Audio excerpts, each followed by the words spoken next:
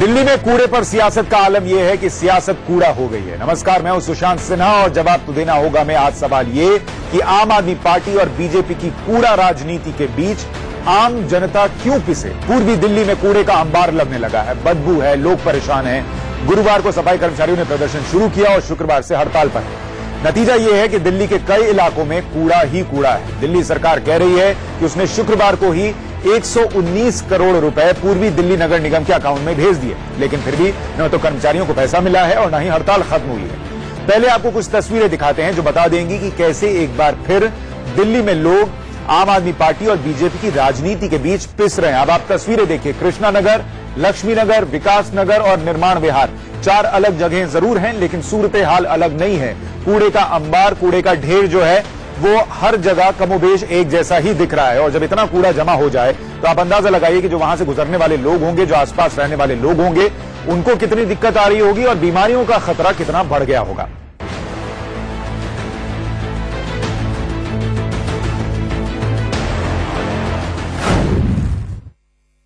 इस वक्त हम लक्ष्मी नगर के कूड़ेदान के पास खड़े हैं, जहां आपको दिखाना चाहेंगे कि यहाँ भी यही हालत है कि कूड़ा बड़ी संख्या में है।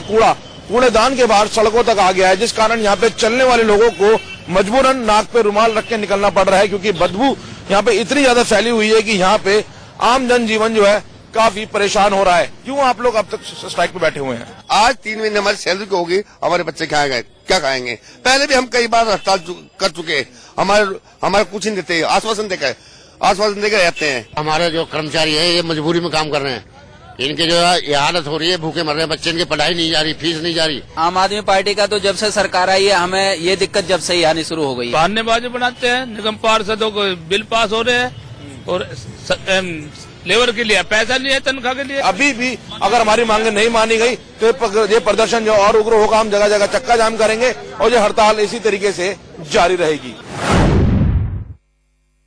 मेरे पीछे आप जहां तक भी देख पा रहे होंगे वहां तक कूड़ा ही कूड़ा फैला हुआ है। इस वक्त हम मौजूद हैं पूर्वी दिल्ली के V3S मॉल के बाहर। आप देख सकते हैं कि पूरे इलाके में अगर बात की जाए इस पूरे इलाके की तो करीब 200 से 300 मीटर तक आप देख सकते हैं, जहां तक भी नजर जा रही है वहां तक कूड़े का अंबार लगा हुआ है। ये पूरा कूड़ा पूरी तरीके से सड़ चुका है, क्योंकि एक दिन पहले दिल्ली में बारिश हुई थी और बारिश के पानी इस कूड़े पे पड़ा और उसके बाद कूड़ा पूरी तरीके से सड़ गया। इस वक्त यहाँ पर पूरे इलाके में इतनी ज्यादा गंदी बदबू हो चुकी है कि यहाँ से लोगों का निकलना काफी दूभर हो गया है। हालांकि अगर बात की जाए निगम कर्मचारियों की तो निगम कर्मचारियों का यह कहना है कि उनको सैलरी नहीं दी गई और इसी के चलते कूड़ा नहीं उठाया गया। हड़ताल पर वो लोग चले गए हैं और जब तक उनकी सैलरी रिलीज नहीं की जाती तब तक वो काम पर नहीं लौटेंगे। तो जो कर्मचारी हड़ताल पर हैं उनकी अपनी शिकायतें हैं। उनका कहना है कि उनको पैसा नहीं मिल रहा, लेकिन पार्षदों का जो बिल है वो पास हो जा रहा है, उनको देने के लिए पैसा है निगम के पास, कर्मचारियों को देने के लिए पैसा नहीं है। अब आपको कुछ हिस्सों का हाल दिखाते हैं। दिल्ली में आप देखिए, मैप के जरिए समझिए कि किस तरीके से हाल है। यमुना विहार कूड़े का अंबार लगा हुआ है। इसके अलावा अगर आप पूर्वी दिल्ली में देखें, जय प्रवेश हॉस्पिटल है, वहां पर कमोबेश ऐसा ही हाल है। शास्त्री पार्क आप चले जाइए, नाक आपको बंद करना पड़ जाएगा, वहां पर इतनी बदबू है।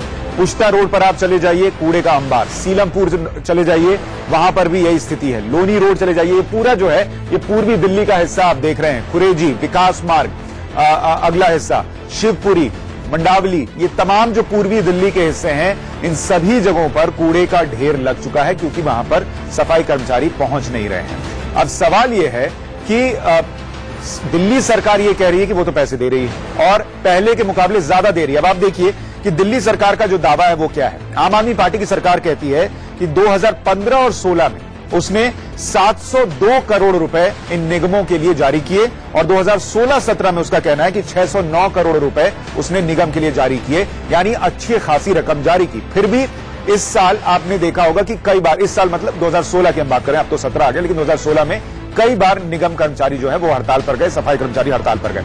आपके पहले फंड का हाल क्या था वो आप देखिए। 2014-15 में 441 करोड़ रुपए जारी किए गए थे, तब आम आदमी पार्टी की सरकार नहीं थी। 2013-14 में 416 करोड़ और 2012-13 में 399 करोड़, यानी जहां आम आदमी पार्टी के आने के बाद 700 और 600 करोड़ जारी हो रहे हैं, उससे पहले 400 और 300 करोड़ के करीब मोटे तौर पर एवरेज रखिए 400 करोड़ के करीब पैसा दिया जाता था। फिर भी इस तरीके की स्थिति नहीं बनती थी। तो ऐसे हालात जो हैं वो अब क्यों बन रहे हैं? अब दिल्ली बीजेपी के जो अध्यक्ष हैं मनोज तिवारी और जो उप मुख्यमंत्री है मनीष सिसोदिया, उन दोनों ने क्या कहा है वो पहले सुन लीजिए। सफाई कर्मचारियों को पैसा नहीं मिलेगा, दिल्ली सरकार फंड नहीं रिलीज करेगी, तो फिर ऐसे में तो ये समस्या बहुत ही दुखद है। भाई केंद्र सरकार तो ऑलरेडी दे चुकी है।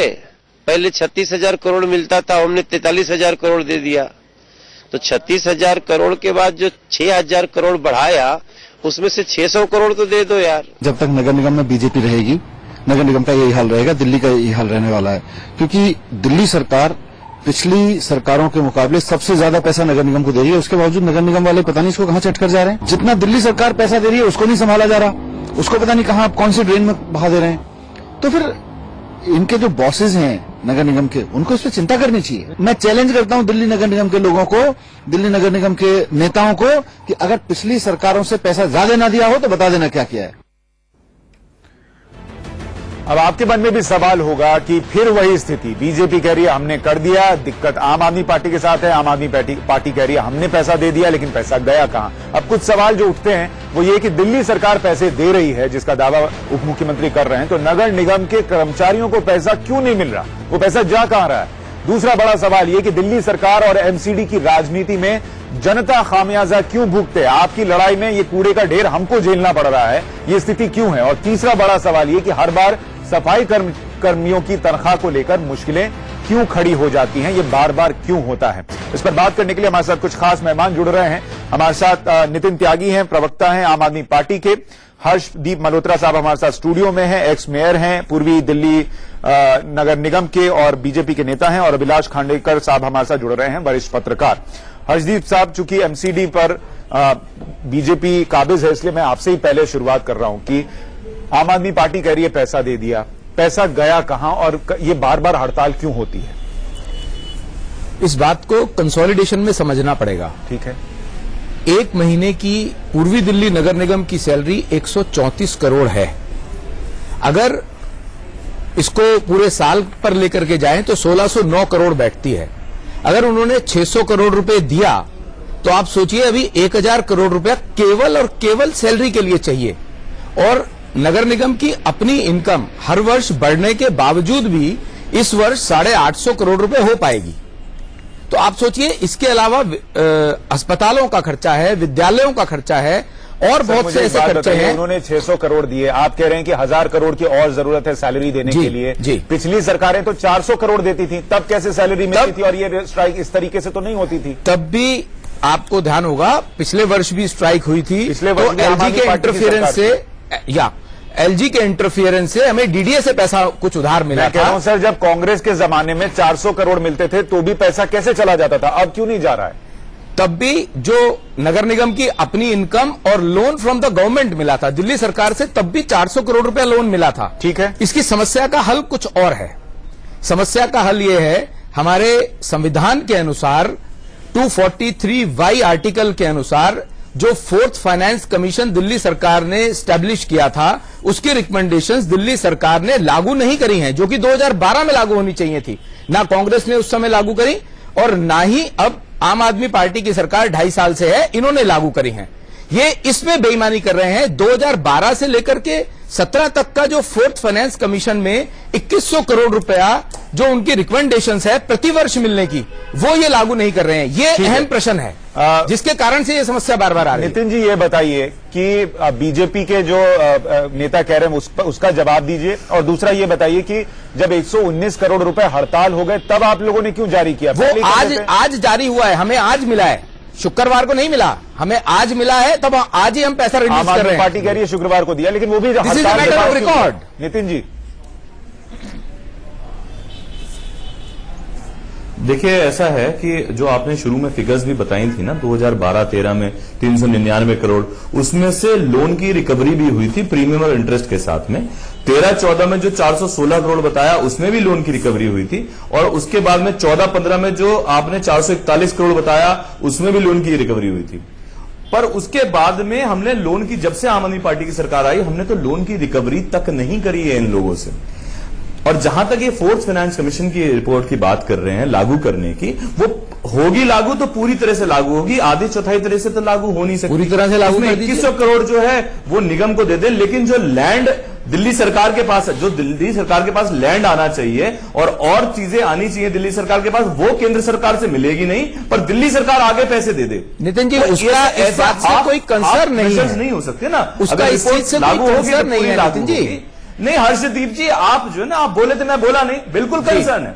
देखिए आप कमाते हैं, आप इस तरीके के, आपके पास पैसा नहीं है किसी भी तरीके से सफाई कर्मचारियों को देने का, पर बाकी सारे जितने पार्षद हैं वो अरबपति होते जा रहे हैं, खरबपति होते जा रहे हैं आपके पार्षद। ऐसे तो आपके विधायक भी लगातार पकड़े चले जा रहे हैं। सत्येंद्र जैन के ऊपर भी आज हमेशा ऐसा क्यों होता है? हटा दीजिए और हमारे नेता पर मुझे तो जवाब ये चाहिए सर, जो आम आदमी इस वक्त ये कार्यक्रम देख रहा है, आप वो क्या हमेशा इसकी राजनीति, जब तक 2 साल से आप फोर्थ फाइनेंस कमीशन लागू क्यों नहीं कर रहे हैं, ये बताइए। जो राजनीति कॉन्स्टिट्यूशनल पूरी तरीके से लागू नहीं हो सकता ना, फिर जमीनें जो मिलनी चाहिए वो उनको केंद्र से मिलेगी। गलत कर रहे हैं, ऐसा कोई रिकमेंडेशन उसमें नहीं है। दलितों उन्होंने निगम के सफाई कर्मचारियों के खिलाफ एक जंग सी छेड़ दी है। उन्होंने निगम के सफाई कर्मचारियों के खिलाफ जंग छेड़ दी है। भारतीय जनता पार्टी के नेताओं ने उनको तनख्वाह नहीं देते, उनकी लास्ट प्रायोरिटी है, जबकि हाई कोर्ट का ये ऑर्डर है। हाई कोर्ट जो ऑर्डर है वो हाई कोर्ट का ऑर्डर है कि हर 7 तारीख तक लोगों के अभिलाष जी ये बताइए, लेकिन मेरे और आपके जैसे जो आम लोग हैं, ये लड़ाई हर मुद्दे पर देख रहे हैं दिल्ली में बीजेपी और आम आदमी पार्टी की, उनको क्या जवाब मिले? किसकी गलती है? कहां मामला अटकता है? क्या ये जानबूझकर हो रहा है? और अगर 2019 तक केंद्र में बीजेपी रहने ही वाली है और आम आदमी पार्टी भी अगले 4 साल रहने ही वाली है, तो क्या अगले 3-4 साल जो है यही स्थिति रहेगी?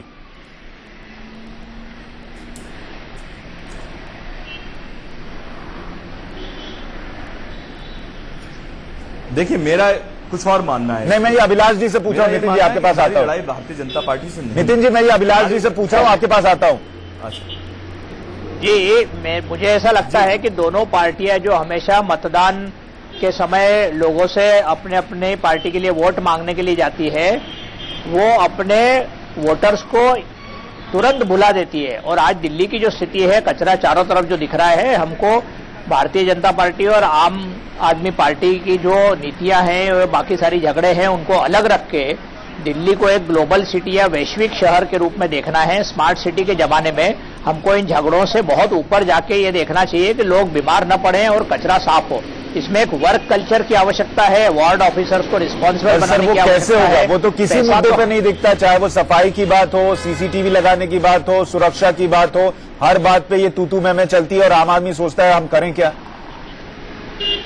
आम आदमी को तो निश्चित रूप से निराशा का सामना करना पड़ रहा है, और जिस आम आदमी के नाम पर आम आदमी पार्टी बनी है और सरकार बनाई है, उसकी ये जिम्मेदारी बड़ी है। साथ साथ में भारतीय जनता पार्टी को भी देखना पड़ेगा कि राज्य के, देश के कई राज्यों में उनकी सरकारें हैं, केंद्र में सरकार है, म्यूनिसिपल कॉर्पोरेशन में सरकार है, लेकिन फिर भी वो कचरा उठाने में या इन कर्मचारियों के जो सैलरी से रिलेटेड इश्यूज हैं, डीमोनेटाइजेशन के बाद में या पहले भी, उनको बहुत प्राथमिकता के आधार पर उनको राजनीति से अलग रख के सुलझाना पड़ेगा।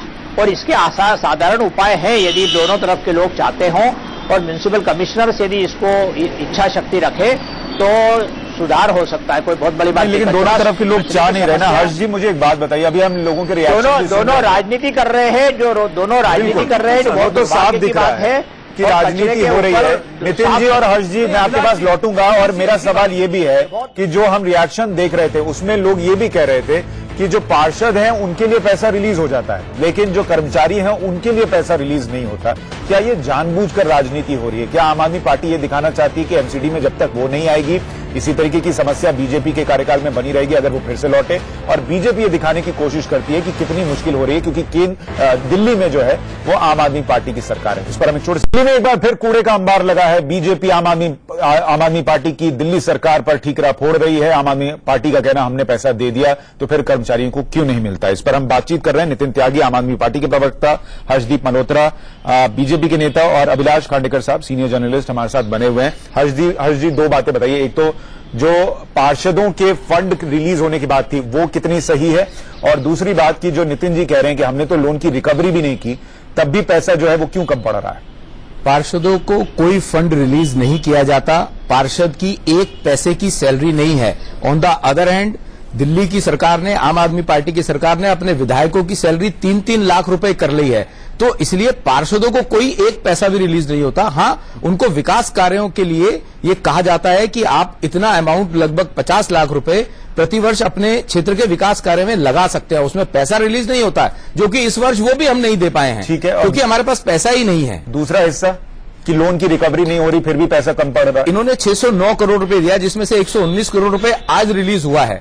रिक्वायरमेंट 1608 करोड़ की है केवल सैलरी के लिए, और पूरा जो बजट है वो लगभग 2700-2800 करोड़ का है। शीला दीक्षित सरकार के वक्त कितनी जरूरत होती थी सर? शीला दीक्षित सरकार के समय भी जरूरत रहती थी। वो लोन देते थे, जो ये बता रहे थे अभी नितिन जी कि इन्होंने रिकवर हमारे से नहीं किया है। ये बात सही है, इन्होंने रिकवर नहीं किया है, लेकिन उस समय हमें दोनों वर्ष 400 करोड़ रुपए लोन के रूप में मिला, जिससे कि हम सैलरी का काम पूरा कर पाए। 30 सेकंड है, अगर आप जवाब दे पाए।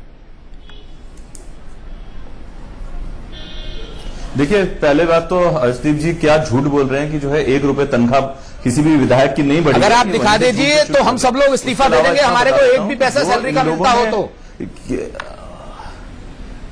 हम सभी पार्षद एमएलए का 1 रुपया भी तनख्वाह नहीं बढ़ी। अगर हम एक भी पैसा एमएलए का पैसा, आपके बिल क्लियर करने की बात करिए, और आप टॉपिक को डाइवर्ट मत करो, बिल क्लियर करने की बात करिए। हाँ ठीक है, बिल कोई पर्सनल बिल नहीं है। किसी भी तरीके से फंड मैनेज नहीं हो रहा है, आप लोग नहीं मैनेज कर पा रहे हैं। शीला दीक्षित जी के टाइम पे जब कांग्रेस की सरकार थी दिल्ली में, तब आप पार्षद को फंड भी देते थे, और आज की तारीख में आप फंड भी नहीं दे पा रहे। जब आप पेंशन भी देते थे, आज आप पेंशन भी नहीं दे पा रहे हो। उसके बावजूद आप लोग, तो बात यही है ना कि आप लोगों से मैं माफी चाहूंगा, मेरे पास नहीं हो रहा है, लेकिन हमने कोशिश की कि लोग ये समझ सकें कि दिक्कत कहां आ रही है। अगर पैसा दिया जा रहा है तो पैसा जा कहां रहा है, और अगर पैसा नहीं दिया जा रहा तो क्यों नहीं दिया जा रहा। लेकिन इस लड़ाई में आम आदमी जो है वो जरूर पिस रहा है।